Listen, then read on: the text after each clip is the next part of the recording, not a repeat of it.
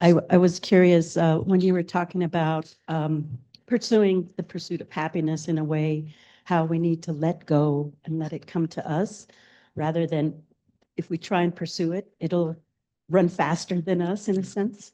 I'm wondering if it's like planting a seed in one's mind or spirit self and letting that just grow on its own without putting so much effort into it. Yeah. Then it becomes a flower more like nature would, just blooming without forcing it. Is that kind of what you mean? Yeah, that's part of it.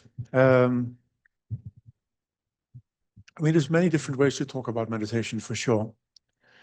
But I do know from personal experience and from the meditators that I accompany that when we use words like joyous effort and so on and so forth, enthusiasm, we don't really understand what that means. So that misunderstanding makes ourselves into our worst meditative enemy. To force oneself into higher concentrations, for example, is really a self-defeating proposition. That is never going to happen. There's something wrong about the way we understand that sentence. And so I am far more inclined to approach meditation from a perceptual perspective, learning to look deeply. And so one important aspect, and that is where trust comes from, is that the mind responds very distinctively to letting go. Which shows you two things. There's sort of constant tightness, and the tightness comes from our sense of self. In fact, we talked earlier about the Tonglen meditation.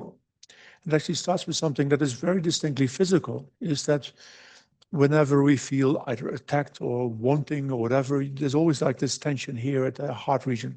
Yeah. And in Tantra, there's a good physiological explanation of this, but I will leave that to the side for the moment. But the self is a burden. Oh, it hardens something inside, which weighs way too heavily on our shoulders. And that, on the other hand, that release of it, to the extent that we can let it go, the mind produces a very distinct felt sense.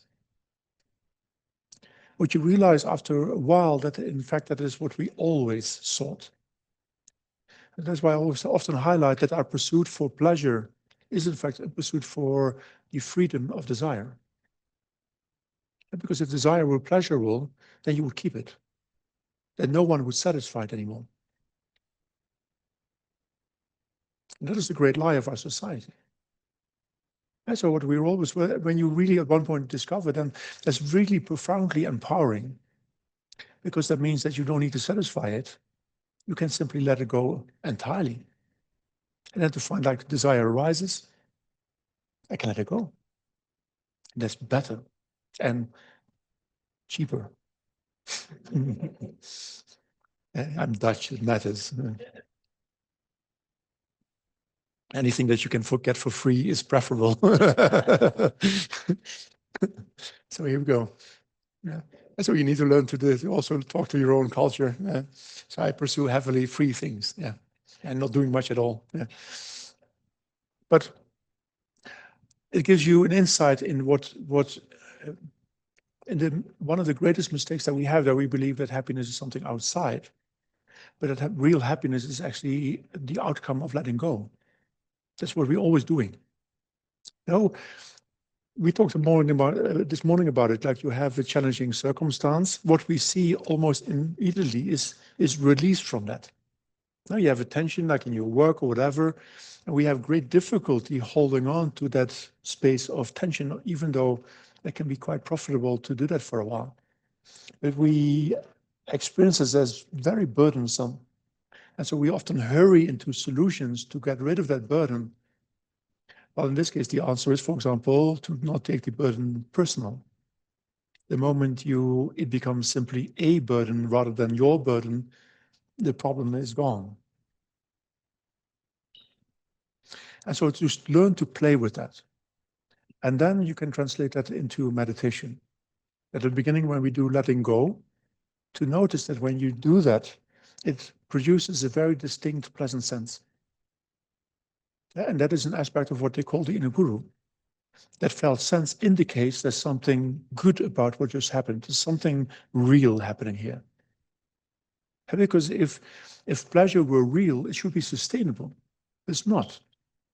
Now, if the pleasure from the pizza would be real, I could eat as much pizza as I want, and I would just kind of overwhelmingly happy. But you know from your own experience that it's not true at all. There's something very differently happening. You are hungry and you seek relief from the hunger, and pizzas can do that. So your mind tells you something about that a relief is possible by way of the pizza. But when the release has happened, the joy is gone. And so meditation shows you that there are far more fundamental forms of release. And so on the one hand, this shows that it's a lot less about doing something than about not doing something. You see that your mind is already all the time doing something. Then what we are inclined to do is to start fighting it. So then we have a desire, and then we desire that the desire goes away. Yeah, well, we already talked about this yesterday. This is never going to happen. The point is to see what the desire does to your mind. You were content for a moment, and then the desire arose, and your contentment was away. And when you learn to drop it, your contentment comes back. In fact, with an extra shiny edge around it. Yeah, it's profoundly empowering. And that's why you see two things. That happiness comes always from release. And that release is the release of that which hinders us from seeing the world as it is. That's the same thing, for example, with regard to generosity. And what generosity does is that it releases me from the separation between us. It releases me from the ignorance that my needs and your needs are contradictory. So for a moment, I experience the world as it is, as a win-win game. And the release from that burden of the zero-sum game, that endless pursuit of my own needs, is then gone. And my mind just done, wow, that's good. Because then so on the one hand, you gain trust in where happiness comes from. But you're also profoundly empowered because you don't need to satisfy the needs by creating more needs. You can just let go of that desire entirely in the first place. Yeah. Make sense? Yeah. So to recapitulate a little bit from yesterday, and then we'll do we stop at 12. Director?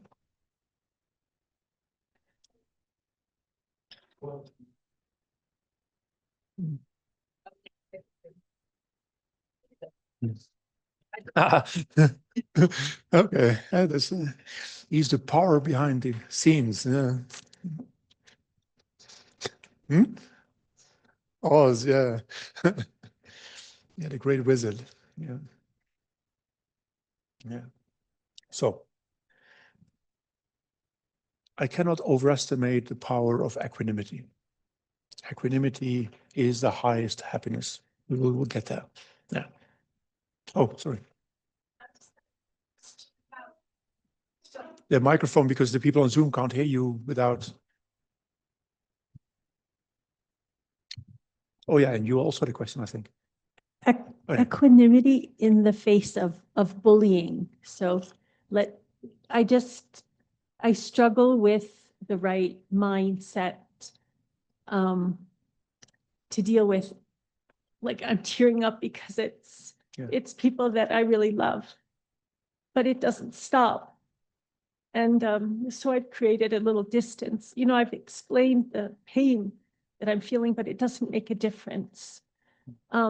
So if you could give advice on how you let go, like I feel like I let go, but look, I'm still upset about it. So it's people that I deal with every day. I just have to maintain an equanimous peace of mind, even though I deal with this.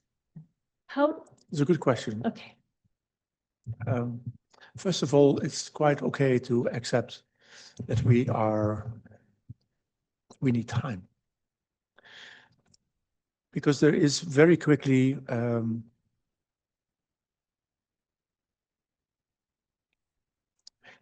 let's start in a different place. You don't have to be equanimous, because that is not to be equanimous at all. When I say I have to be equanimous, I'm in fact having aversion with regard to myself. I'm not good enough. And that is not possible. And so the Buddha does not make ought statements. There's nowhere you have to. And we don't have commandments. There's nothing like this. The Buddha says we should be free to learn to see for ourselves. And so the first place of equanimity is with regard to the present. Like, I'm hurt. And there's a great English psychologist and Dharma scholar, Theravada, and I forgot the name of her book. If I can find it, I will tell you. You might enjoy reading it. And she says something very interesting is that our anger is uncompassionate with regard to ourselves. Because when I hear something that is hurtful to me, and I become angry with the other person, what does my mind do? It obsesses about the other. It forgets about me. And I hurt. The other person knows nothing of my anger. And that is the first perspective to take. When my body and mind hurt, they need care. And so I want freedom from anger, not because I should, but because I deserve it. Because when my mind is angry, it is other obsessed, but it forgets about me. And in that forgetting about me, there's an implicit judgment with regard to me. I'm not worth attending to. And that's not helpful. So the question is here, like, does anger do the right job? Is it the solution to our problem? And the answer is no. That is where equanimity comes in. So equanimity is the realization that anger is not a solution. It does not perform the function that it suggests. It suggests that it will help you, but in fact it does the opposite. It causes you to forget yourself, and it does not contribute to the problem that you have. Moreover, as we saw before, all unwholesome states of mind, or unskillful states of mind, I like that word better. The Buddha uses it, beautiful words, kusala and akusala, skillful and unskillful. And again, not in a normative way, but is something skillful in producing that which I seek or not? And so the Buddha says these emotions are unskillful, that seem to suggest that they will produce happiness, but produce suffering instead. These things are skillful, that suggest that they will produce happiness, and actually do. Yeah. And so the Buddha suggests not that one should let go of anger, one should be equanimous. The Buddha says, when you look deeply in the situation that you have, first of all, simply let go with your self-anger. Let's be aware of the present as it is. No amount of desire or aversion or attachment will change the present. The present has already happened. So to not want it, or to want something else, or to want to hold on to it for that matter, never really works. So none of that is helpful. So simply to be observant of the present, that's hurt. I care for it first. That is where everything starts. And to realize when we get angry, because it is an ignorant mind. And when you're angry, we all know that things happen that are way outside of our control. And that is what we contemplated already yesterday. The moment is a distraction, actually. And in there is no introspective awareness anymore. So we become very vulnerable to unfortunate forms of behavior. And so that is not what we want. We want to have a space where we are free to pursue solutions. And anger can't do that either. So now you have two reasons to let go of anger. It hinders you from being self-compassionate, and it hinders you from seeking good solutions. Yeah. And so when you do that, then the first benefit that you have is that you create trust over time. I mean, it's surprising how much, I can only talk about myself. But one of the very hurtful things about my own meditative life was how little self-trust that I have. In fact, my mind really disliked me, and vice versa. I just never noticed. I often say by my first year before I became ordained, I just sat for a whole year with me to express for one time in my life that I would be with myself without conditions. And that capacity is already exquisite, actually. It's the best thing I ever did. I did not want to develop any meditative qualities, nothing. I just sat. I just looked for a whole year, like I shall not budge under any circumstance. Very helpful. And I still do that when I find difficult. Even Buddhas find difficult spots, so let alone I have plenty of them. Yeah. And that's always what I do first. I just sit down first with me. Yeah, care for my body and my mind. And then in that space, I start to think about the future. Like what can I do in the present so the future changes? Yeah. Sometimes that can, of course, mean that you move, or there are situations that you have no direct solution for. But then at least you know that that's the case, and then you move away from it. And one of the famous texts that we have, this Shantideva text, he calls this like remaining like a piece of wood. In some cases, there are simply no solutions. So then you do nothing and walk away from the situation because it has no answer. And in some cases, you would wish to have an answer, and maybe in the future you will, but not today. And that's realistic. We're not divinities or so. And well, read the holy text and you see that the divinities have very relatable problems. Yeah. Yeah. How many people, how often creation got drowned and killed and burned and smashed, and yeah. So even the gods are heavily frustrated. And so it is okay to say, like, I have no solution for this problem. Like my last job before I became ordained was exactly like that. I realized I was not educated in that corner, and the problems that it produced, I had no strategies for. I really did not know what to do. And in the end, the answer was just to walk away. Like, there's nothing I can do with this. I don't have the tools, and I don't know how to find them quickly enough. So then I just relinquished, I acknowledged defeat. And it was also very liberating, because it at least acknowledges me. It just allows me to be a human being. And so then you have two stages. In this case, I have no solution, but I'm compassionate with myself, and I acknowledge myself as the limited human being that I have the right to be for the moment. I will become a Buddha one day, but we can only become Buddhas by being vulnerable human beings for a while. On the other hand, sometimes in that openness, in that absence of anger, you find very new means. For example, that's quite an extreme example, but it's quite interesting. Extreme examples can be very informative because they're pretty black and white. But I ended up sort of like being a refugee in one building in a city in the south of the Netherlands, in which my co-inhabitants were so disturbed that when the building was taken down, the city did not want to take up the inhabitants. Says something about the content. Yeah. And my neighbor at one point couldn't open his bathroom door because someone had stuck a samurai sword through his front door, which blocked his. And that was normal. And but I had a downstairs neighbor that played music way more loud than was entirely acceptable. And I had seen in his room once, and he was a neo-Nazi. And a huge fist on the ceiling said, "White power, racist as it gets."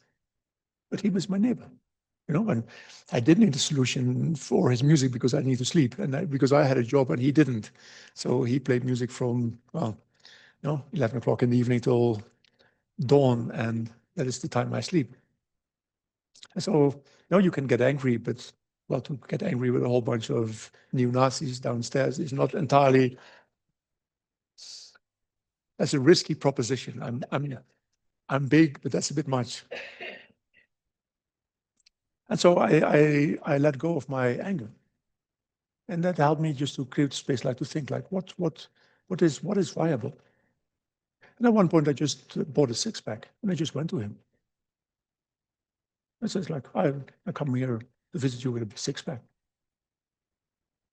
Because the trick is, once you create relationships, once people are invested into each other, they cannot help themselves but to take care of you. I just needed to be his friend. Because let's be honest, this was just another lost kid that found community in, well, a pretty bad community, but he also just was looking for safety. And so I just went there with a six-pack and he became my friend. I did not agree with him. I never hid my disagreement with his political opinions, but I did acknowledge him as a fellow human being that was my downstairs neighbor. And we enjoyed drinking a beer together. And he toned down the music. And so sometimes you find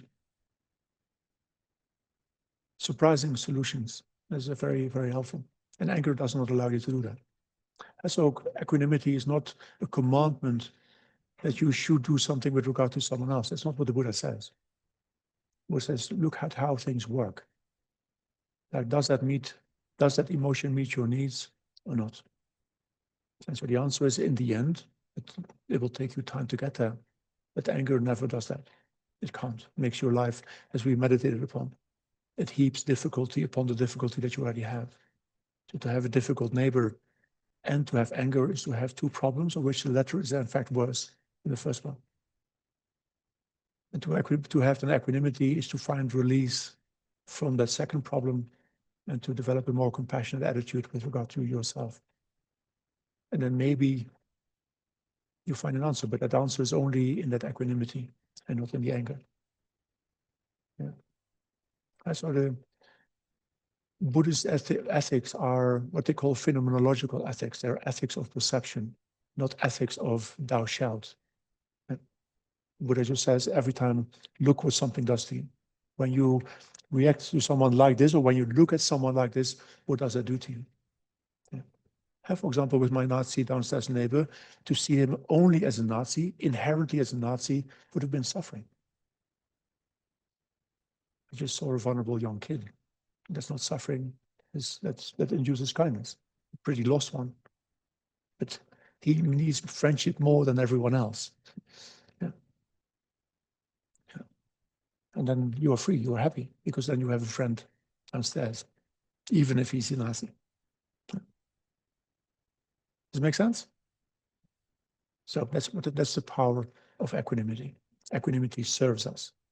It tells us something real about reality. That's why it works.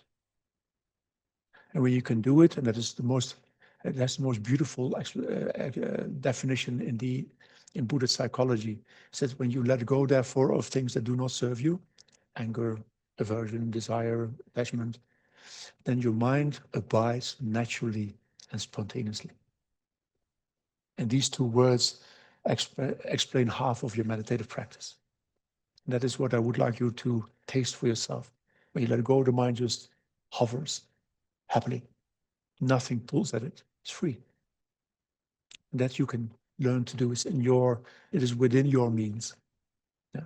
And then you have a refuge to go to. Yeah. That no one can take away from you.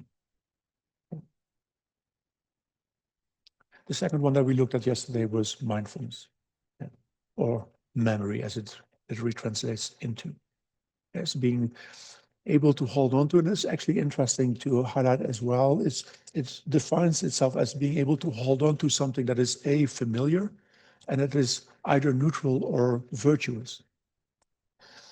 But the way the object appears is the same thing as the way we hold it. So to hold something in a virtuous way is to see something virtuous. And so my downstairs neighbor in anger is a non-virtuous object. But in my kindness, it became a virtuous object. And in my anger, it became a bad person. In my kindness, it became just another lost human being that can one day be free, if I just help him along a little bit from his friend. Yeah. And so on the one hand, you could say you look at something that is wholesome, but you could also, on the other hand, say it is to hold something in a wholesome way, in a non-judgmental way. Because otherwise, if you don't do that, the mind loses, forgets. Yeah. But as we saw yesterday, it does not only hold an object, it holds also a very distinct sense of personhood. And when we are forgetful, as introspection is lacking, we forget ourselves as a person. And we get distracted into a simulation that just unfolds like a film, like a movie. If we're distracted, there's no agency there. There's no doing anything. Only in mindfulness, when we are mindful, is there doing. We are self-aware. That means there is a sense of personhood there, and a wholesome one, in which you develop, on the one hand, an ethical personhood with regard to what is inside of you, as we talked about, a caring relationship, and vice versa, develop a wholesome relationship with those that are your conditions outside. You become a caretaker. And that is what your mindfulness also holds on to. There's a sense of, at least for a while, of the doer. That becomes ever more implicit, but that's out of our scope for the moment. Does that make sense? Yeah. So these two factors, for that reason, are profoundly empowering. Yes.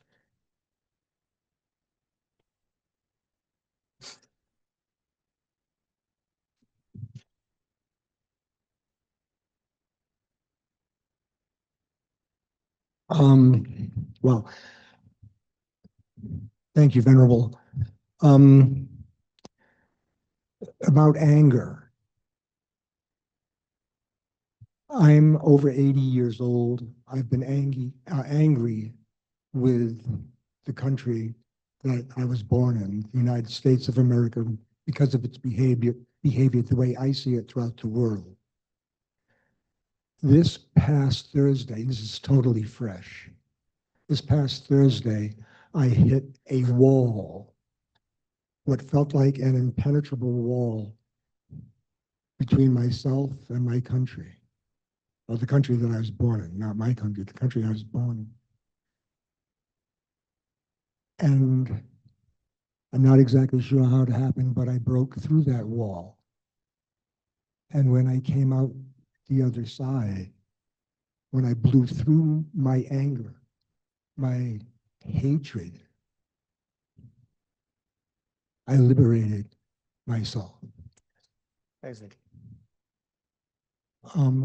I I don't know if it's going to be lasting, but right now, it's very real. And thank you. And yeah, the Buddha Dharma works in very miraculous ways, and this is. But Dharma Thank you. literally could be translated in the way things are. There's a great American Thai master, Ajahn Sumedho. He always translates the word Dharma as it is like that. I mean, because we live in a world of fantasies, of selves and gods and whatever you have. And he says, that's not what the Buddha says. The Buddha simply says, it is like that. Look for yourself. Everything, the entire Dharma is accessible to you and to everyone. There's nothing, he says, I did not provide esoteric teachings. Everything is directly accessible. Just take a look.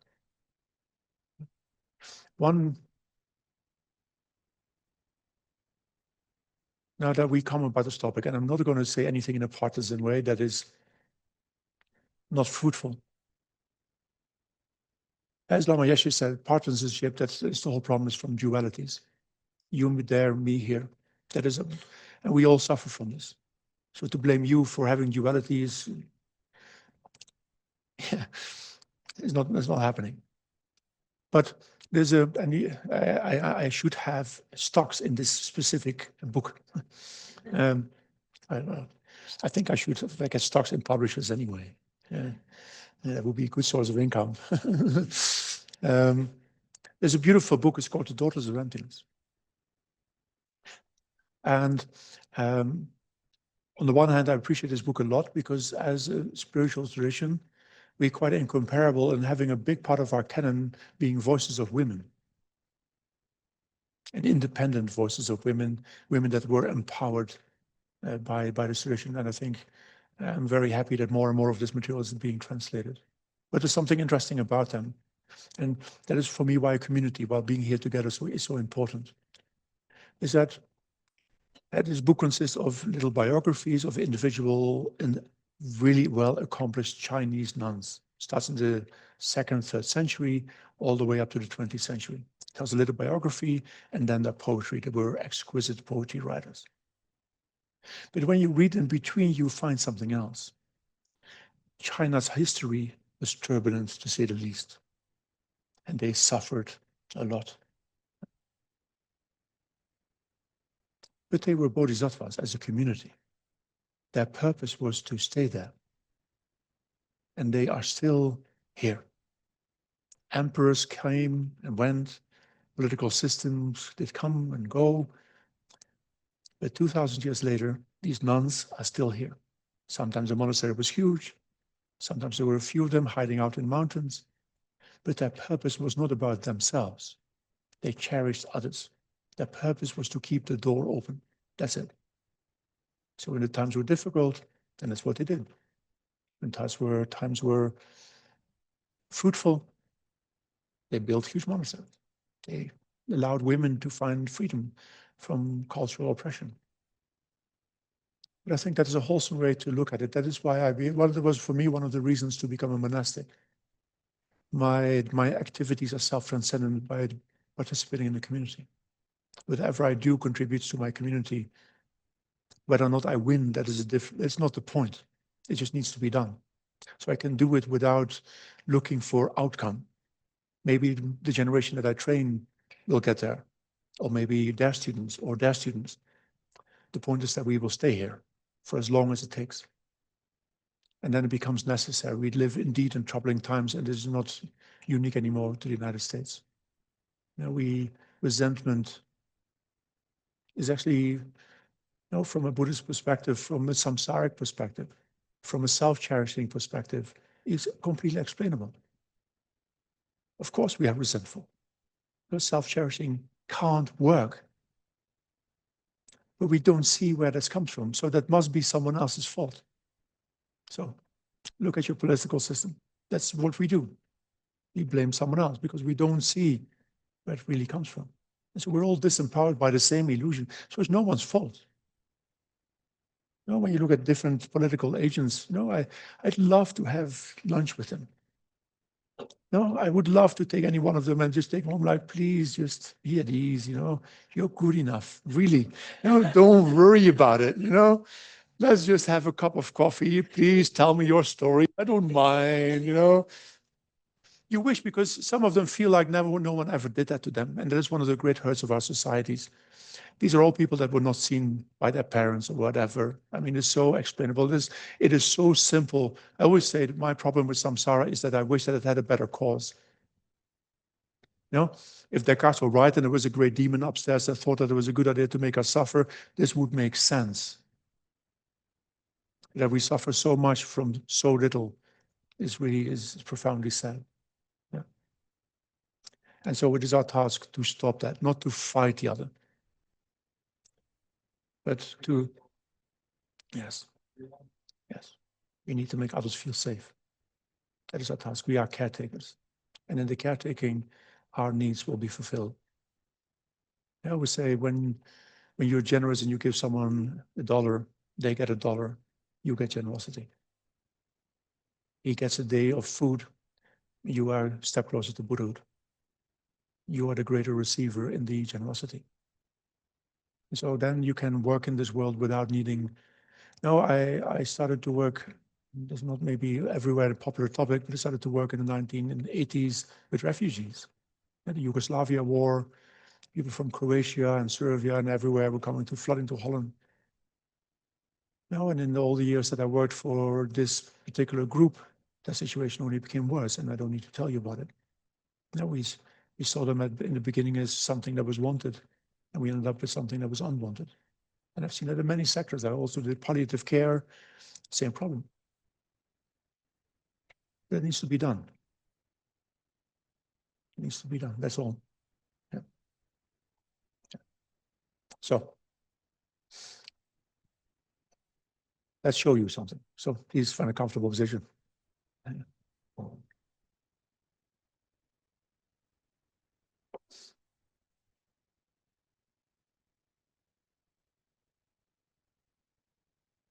And so the practice is there's food waiting, and I will not have you eat it for a while.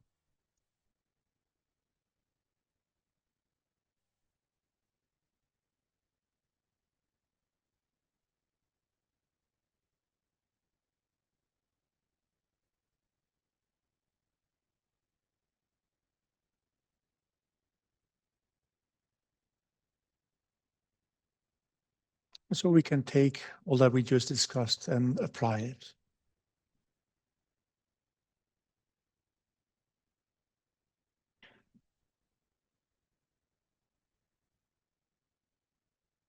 Approaching everything that appears to our awarenesses with care.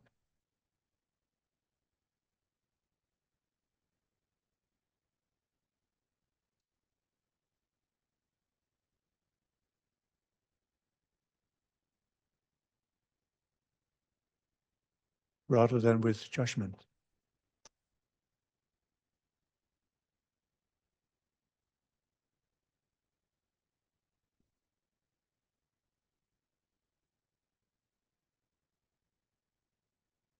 And to offer that both to the objects of our senses, especially the people in this room, the living beings around this building, extending into our world.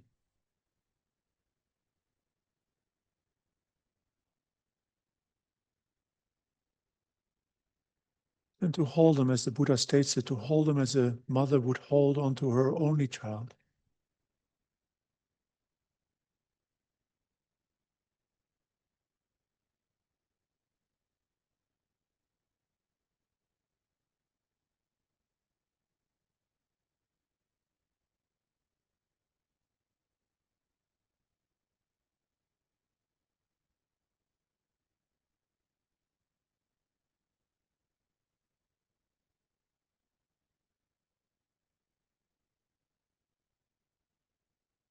And to offer that same kindness to our body and mind, for also they are other.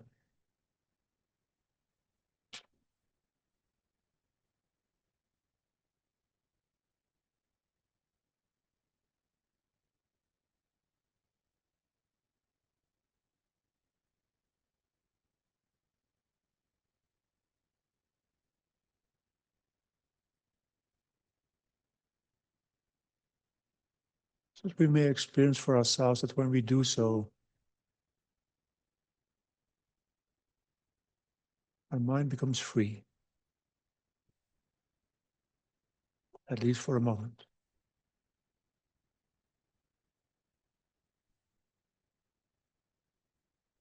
Just happily abiding in the here and now.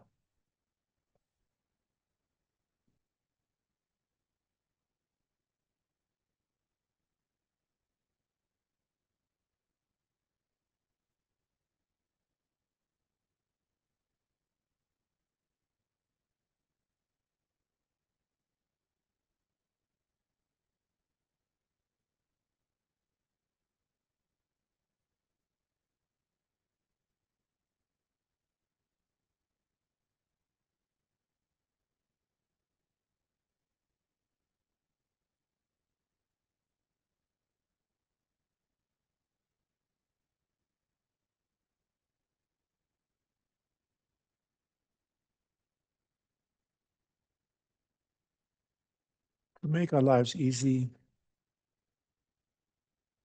we might invite the breath to our awareness. Simply noticing the feelings at the tip of the nose, at the inside.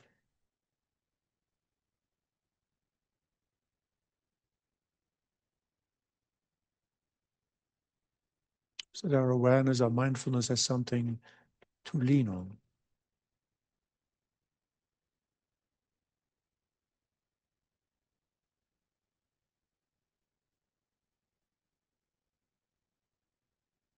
Something to lean on that also keeps us connected to the world.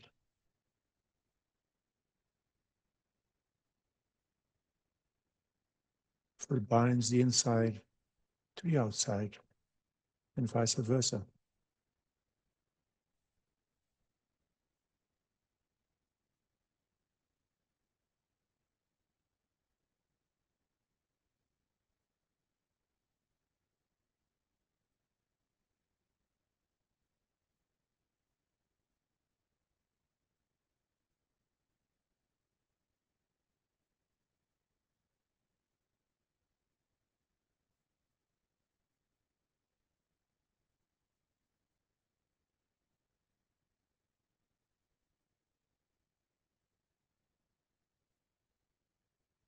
But try while doing so to emphasize the seeing rather than the doing. It's not a test. It's not about achieving something.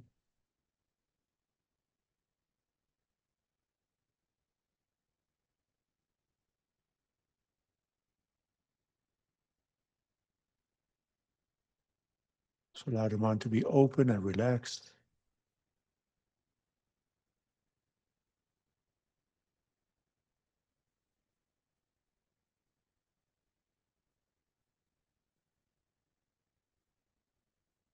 Be free to, while holding on to that breath, to investigate.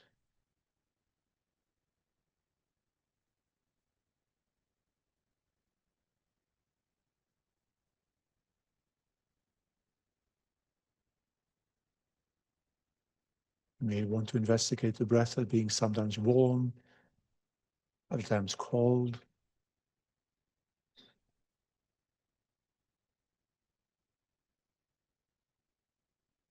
Sometimes longer or shorter.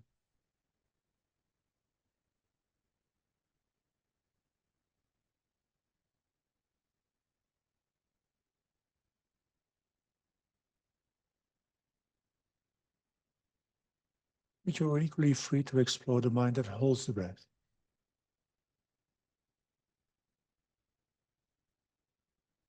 To explore how it feels.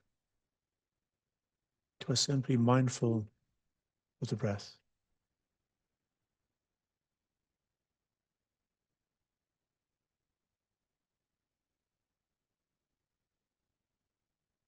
How that spaciousness and calm makes you feel as a person.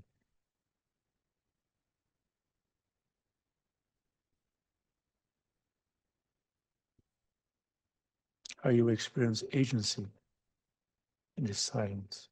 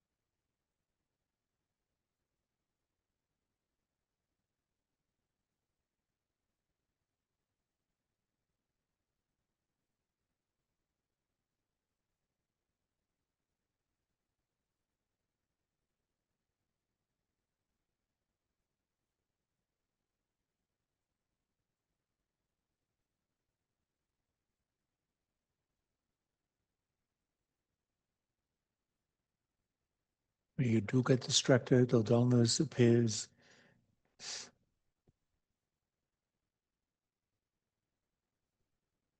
the moment when your introspection intervenes, rejoice in the fact that it did so, that it saved you.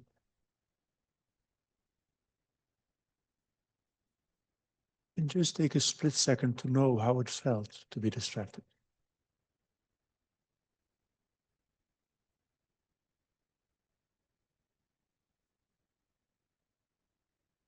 so that you may return to the miracle of mindfulness.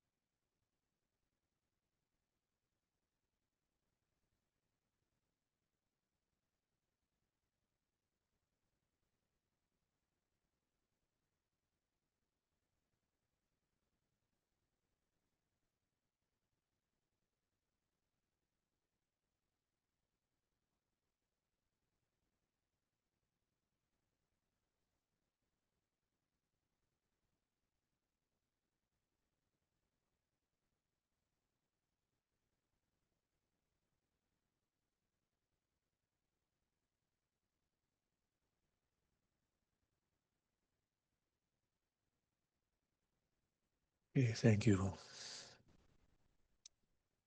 Well, thank the clock. But so this active aspect we will explore after lunch. This consists of 3 different things that are officially called investigation, analysis, and wisdom. But sometimes I wish I would be the marketing manager of the Buddha. Yeah. So in my case, this is called curiosity, wonder, and then wisdom still works. Wisdom is okay. Yeah. But the first 2, analysis and investigation, is not. I see many students when I come up with these terms look at me like, oh, here he goes again. Yeah. I will tell you why they are very important. But just to send you off with something, an interesting thought before lunch. Are the British people here? No, then I can happily insult them. Had they stole from everywhere, and they sort of, when you walk around in a British museum, it seems that they emptied India of all their goodies. Like if you want to see the Amravati Stupa, go to London because that's where it is. At least all the artwork of it. But they have a magnificent entrance to a Chinese temple. And in our tradition, the ideals of the Arahat, the self-liberator, and the Bodhisattva are quite separate. But that is not quite the case in the Chinese tradition. They're more seen as 2 different aspects of the individual. And that is what we're going to try to bring together. And so on this Chinese temple, when you stand in front of it, on the left side is an Arahat. And the Arahat looks like you imagine Arahat to be. What it does is an expression of urgency. And that is where you came from, actually. It needs to be done. It really needs to be done. And that is what the Arahat expresses, power. He sits there with everything in him doing one thing. It's an absolute dedication to what needs to be accomplished. On the other side, on the right side, is a bodhisattva sitting. And the bodhisattva sits, it's called the royal position.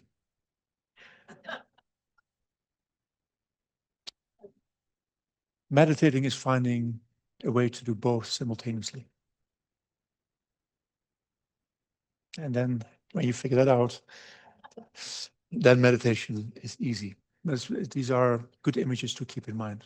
At one point, this is the most serious quest of all. If we achieve this, we can end suffering. And not only for ourselves. But at the same time, if we create more suffering in our pursuit of alleviation of suffering, this is not happening either. Yeah. Thich Nhat Hanh, for that reason, says beautifully, there is no path to happiness. Happiness is the path itself.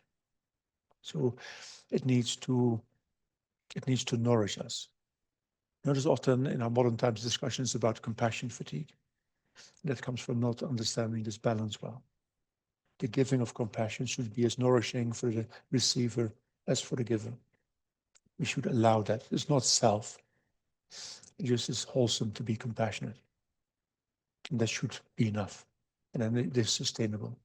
And that is what we need on a cushion as well. A profoundly compassionate attitude that is self-nourishing, so that you can just keep sitting.